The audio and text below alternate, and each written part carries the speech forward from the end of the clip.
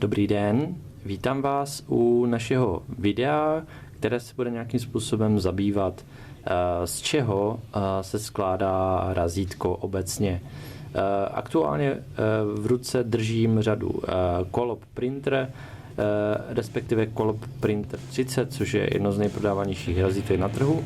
A aktuálně tady toto razítko se skládá ze samotného strojku, což je vlastně, jak si všimnete, tady tato celá část.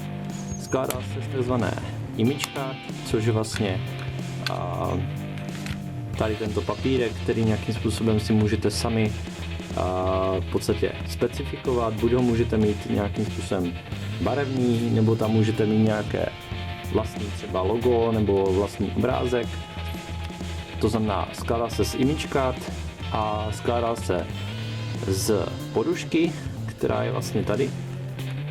Je to v podstatě barvící plocha, takže vlastně do tohoto se otiskuje, do této barvy se vlastně otiskuje v podstatě textová plocha vašeho razítka.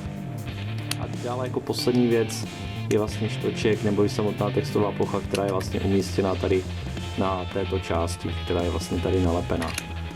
V podstatě to je všechno, z čeho se skládá razítko, čili ze samotného strojku, pak dále z image card, která je vlastně samozřejmě součástí razítka, ale můžete si nějakým způsobem navolit.